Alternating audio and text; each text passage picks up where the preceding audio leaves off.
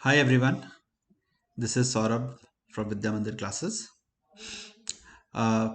मैंने कुछ वीडियोस अभी रिलीज़ किए थे जो आप लोगों ने देखे, जिसमें अनाउंसमेंट थी जेई की फॉर्म कैसे भरा जाए। अब बात आती है कि अब जो हमारे पास बेसिकली आज 20th है, तो अप्रॉक्सीमेटली आप कह सकते हो कि 35 to 40 डेज के बीच में है, डिपेंडिंग अपॉन द शिफ्ट्स किस में हमारा एग्ज़ाम फॉल करता है। तो टिप्स फॉर एग्ज़ाम की सीरीज़ पहले हम शुरू कर रहे हैं। तो इसमें फिज़िक्स के टिप्स मैं आज लूँगा, फिर मैथ्स और केमिस्ट्री के टिप्स फॉलोड होंगे।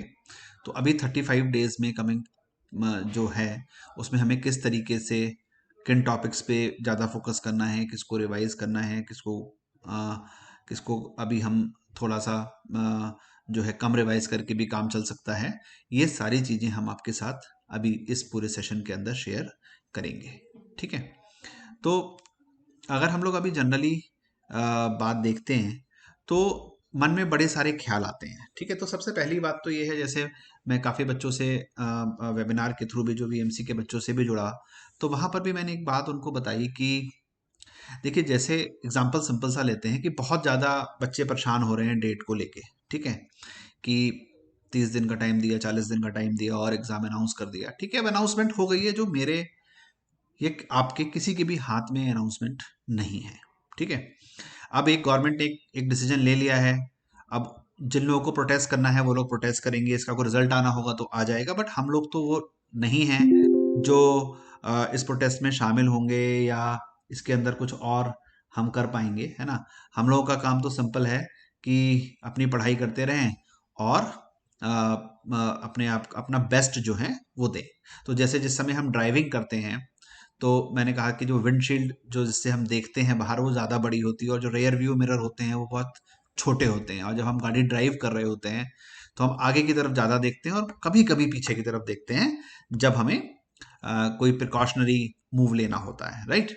तो वैसे ही लाइफ भी है कि हम अब पीछे के बारे में सोच के कि हमने 11th में ज़्यादा पढ़ लिया होता, 12th में पढ़ लिया होता, अक्टूबर में पढ़ लिया होता, सितंबर में पढ़ लिया होता, है ना, वो उसका अब आज की डेट में इसका कोई पॉइंट और कोई वैलिडिटी नहीं है। अब बात यह है कि जो हमारे पास टाइम बचा हुआ है, जनवरी अटेम्प्ट, अप्रैल अटेम्प्ट, उसके बाद फिर बिट सेट, जेई एडवांस, है ना, वीआईटी, मणिपाल, जिसने जो भी फॉर्म भरे हुए हैं, उस पर हम फोकस बनाएं और अपना बेस्ट दे। ठीक है, और उसमें हम जो एक दूसरे की हेल्प कर सकते हैं वो हम कर रहे हैं। ठीक है, तो एक हम फिजिक्स के लिए आज हम बात करने जा रहे हैं, तो बात फिजिक्स पर ले आते हैं वापस।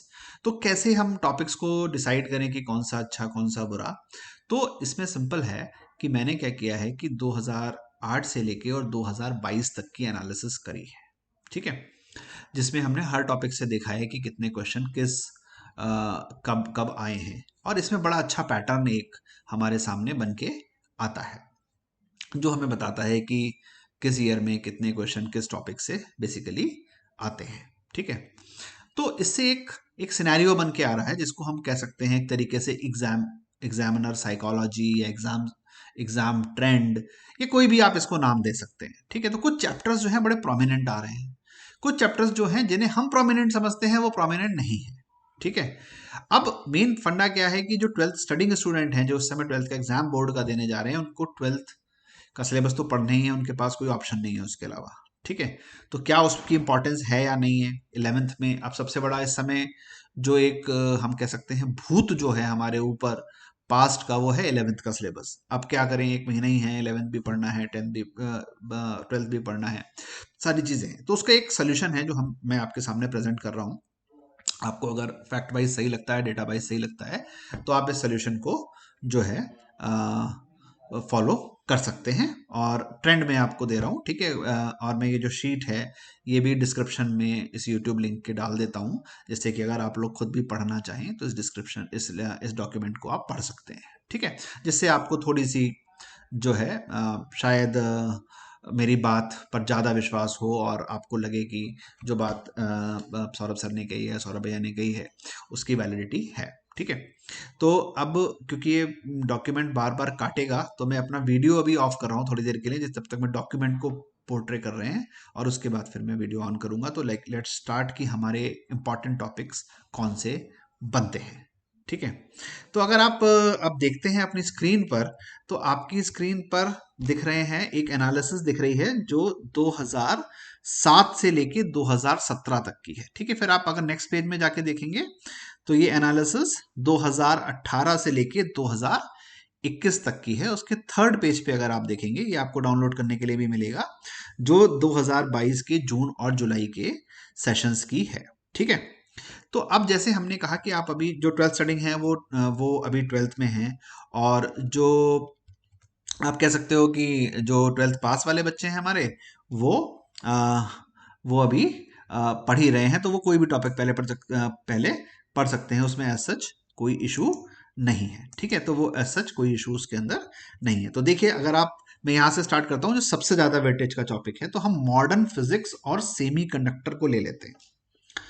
आप देखिए, जो इस एक जगह टोटल, ये 2022 की बात है, मैं अभी पीछे भी ले जाके आपको दिखाऊंगा हर टॉपिक, जिससे कि आपको ये ना लगे कि कोई भी चीज मैं आपसे जबरदस्ती बोल रहा हूँ।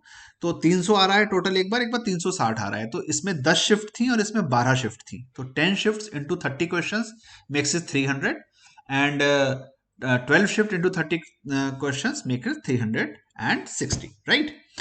एक, अगर हम एक नॉर्मल बच्चे की बात करते हैं, एवरेज बच्चे की अगर हम बात करते हैं, जो एक गवर्नमेंट इंजीनियरिंग कॉलेज में एडमिशन लेना चाहता है, ठीक है, तो उसका स्कोर जो है 160 एंड अबव अगर होता है, तो उसको आराम से एक गवर्नमेंट कॉलेज में अच्छी ब्रांच में एडमिशन मिलता है। ठीक है, अब हम जब 160 या 180 या 200 मार्क्स की जब हम बात करते हैं, तो इसको हम बाइफरकेट कर सकते हैं। ठीक है, सपोज करिए मैं 180 का आइडियल मार्क्स ले लेता हूं, तो 180 का मतलब हो गया कि 45 क्वेश्चन मुझे ठीक करने हैं। ठीक है, तो 45 क्वेश्चन का मैं मान लीजिए ब्रेकेज बना लूं कि 20 मुझे केमिस्ट्री में करने हैं, 15 मुझे फिजिक्स में करने हैं, 10 मुझे मैथ्स में करने हैं, ऐसे एग्जाम्पल ले रहा हूं मैं। ठीक है, आप अपना बना सकते हैं, जैसे हजारों बच्चे इस वीडियो को देखेंगे तो हजारों कॉम्बिनेशन डिफरेंट बन सकते हैं। ठीक है, कोई हो सकता है 18 फिजिक्स में सोचे, कोई हो सकता है 20 केमिस्ट्री में, 25 केमिस्ट्री में सोचे, कोई हो सकता है 20 मैथ्स में सोचे। ठीक है, तो हर किसी का प्लान अपना अलग होगा, तो आप अपना प्लान स्ट्रेटजी के अकॉर्डिंगली बना सकते हैं। ठीक है, मैं आपके साथ डॉक्यूमेंट जो है वो कंप्लीट डॉक्यूमेंट शेयर करूंगा। तो पहले तो ये समझना है कि अगर हमें फॉर एग्जांपल 15 क्वेश्चन फिजिक्स में करने हैं, 30 क्वेश्चन टोटल आते हैं, 5 ऑप्शनल हैं जो आपको चूज करने होते हैं 10 में से। ठीक है, और 25 क्वेश्चन जो हैं वो हमें अटेम्प्ट करने होते हैं। तो हम ऐसे मान के चलें कि अगर हम 15 ठीक कर देते हैं, यानी 30 में से 15, यानी 50% क्वेश्चन भी ठीक करते हैं, तो हम एक अच्छे स्कोर पे पहुंचते हैं फिजिक्स की अगर हम बात कर रहे हैं तो। ठीक है, इससे ज्यादा जो लोग एम कर रहे हैं, वो 20 जो एम कर रहे हैं, उनके लिए हमको 30 में से 20 करने हैं। अब सिलेक्शन कैसे करेंगे, तो पहला टॉपिक मैंने ले लिया semi conductor and modern physics. On an average अगर हम देखते हैं, तो अगर आप देखिए तो आपको दिखेगा कि करीब 47, यानी 4 से 5 क्वेश्चन मॉडर्न फिजिक्स और सेमीकंडक्टर से आए हैं 2022 में। ठीक है, अब हम अगर 2021 में देखें, तो भी सिचुएशन जो है ऐसी ही है कि 4 से 5 क्वेश्चन, बल्कि और ज्यादा भी क्वेश्चन जो हैं वो मॉडर्न फिजिक्स और सेमीकंडक्टर से आए हैं 2007 से।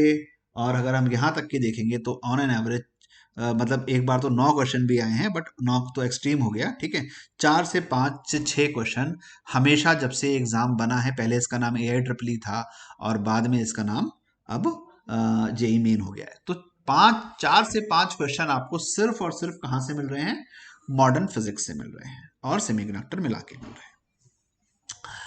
दूसरा जो कंपलसरी टॉपिक है वो है errors, unit dimension, error and management, जिसमें यूनिट डायमेंशन एरर जो होते हैं, यूनिट डायमेंशन एरर, ठीक है, सिग्निफिकेंट फिगर वगैरह, इसमें आप हमेशा देख लीजिए, कभी ऐसा नहीं हुआ कि इससे एक या मिनिमम एक और मैक्सिमम 2 से 3 क्वेश्चन नहीं आए हों। तो हम एक ही मान के चल रहे हैं, 2 और 3 को अभी हम रूल आउट कर रहे हैं। तो मिनिमम एक क्वेश्चन जो है हमें यूडीएम से मिलता है, मिनिमम एक क्वेश्चन जो है हमें यूडीएम से मिलता है।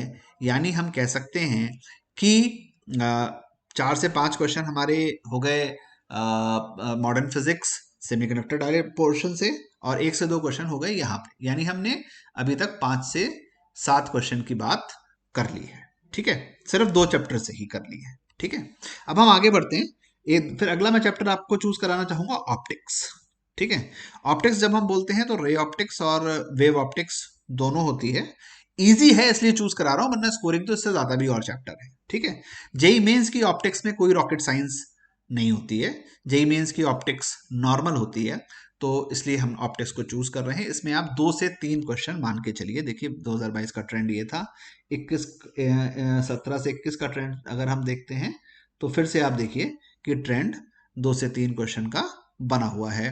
और अगर हम उससे पहले देखते हैं जब सिंगल पेपर होते थे तो अभी ऑप्टिक्स का 3 क्वेश्चन का ट्रेंड जो है वो बना रहता है। तो 2 से 3 क्वेश्चन हम कहाँ से चूज कर सकते हैं? ऑप्टिक्स से चूज कर सकते हैं। यानी अब हम जो है अप्रोक्सीमेटली 8 से 10 क्वेश्चन तक हम 3 टॉपिक से चूज कर चुके हैं। ठीक है। अब अगर 2 तरीके के बच्चे हो सकते हैं। एक बच्चे जो हो वो ये सोचे कि हम इलेक्ट्रिसिटी वाला पोर्शन लेंगे। जब मैं इलेक्ट्रिसिटी वाला पोर्शन कहता हूं तो मेरा मतलब होता है इलेक्ट्रोस्टैटिक्स, कैपेसिटर और करंट इलेक्ट्रिसिटी, डीसी सर्किट्स। ठीक है। कुछ बच्चे हो सकते हैं मैग्नेटिक्स के पोर्शन में इंटरेस्टेड हो, जिसमें होता है magnetic effects of current, electromagnetic waves, electromagnetic induction, AC and EM waves. इसमें से कोई भी एक पोर्शन अगर आप चुन के उस पर मेहनत करते हैं, क्योंकि टाइम बहुत ज्यादा नहीं है, मैं नहीं कह सकता दोनों पोर्शन आप चुने, तो आप या तो इलेक्ट्रिसिटी का पोर्शन चुने या मैग्नेटिज्म का पोर्शन चुने। दोनों में ही अगर आप देखेंगे तो अप्रोक्सीमेटली 4 क्वेश्चन आपको मिलते हैं, 4 से 5 क्वेश्चन आपको मिलते हैं। तो अगर आप इलेक्ट्रिसिटी वाला चूज करते हैं तो भी 4 क्वेश्चन मिलते हैं, मैग्नेटिक्स वाला चूज करते हैं तो भी 4 से 5 क्वेश्चन आपको मिलते हैं। तो अब आपके ऊपर है कि आपको electricity, electrostatics, capacitor, current electricity ज्यादा बेटर लगता है, या magnetic effects of current, magnetism and matter, electromagnetic induction, EM, इसी अच्छा लगता है। जो भी आपको अच्छा लगता है, 4 से 5 क्वेश्चन आपके बनते हैं, यानी आपके 15 क्वेश्चन यहीं तक खत्म हो जाते हैं। बट काम तो ऐसे नहीं चलेगा, है ना, क्योंकि हमें थोड़ा आगे सोचना है। 11th में से क्या पढ़ें सर? ठीक है, सबसे ज्यादा जो है बच्चे परेशान हैं आजकल, 11th में से क्या पढ़ें सर? तो सबसे सरल टॉपिक अगर मैं कहूं जो फर्स्ट फटाफट नंबर दिलाएगा वो है हीट एंड थर्मोडायनेमिक्स। वो कौन सा चैप्टर हो जाएगा? Heat and thermodynamics. Heat and thermodynamics में इसलिए भी चूज करने के लिए कहता हूं, देखिए ऑन एन एवरेज 3 से 4 क्वेश्चन हीट एंड थर्मोडायनेमिक्स से आते हैं। हीट एंड थर्मोडायनेमिक्स इसलिए जरूरी हो जाता है क्योंकि एक तो वो फिजिक्स में काम कर ही रहा है आपका, दूसरा केमिस्ट्री में भी आपका काम कर रहा है। ठीक है। जब हम हीट और थर्मोडायनेमिक्स की बात कर रहे हैं तो हम कैलोरीमेट्री से लेके थर्मोडायनेमिक्स से लेके हीट ट्रांसफर तक पूरी बात करते हैं। ठीक है। तो आपके अब इससे 17 से 18 क्वेश्चन की बात यहां तक हो जा रही है इतने ही चैप्टर से। ठीक है।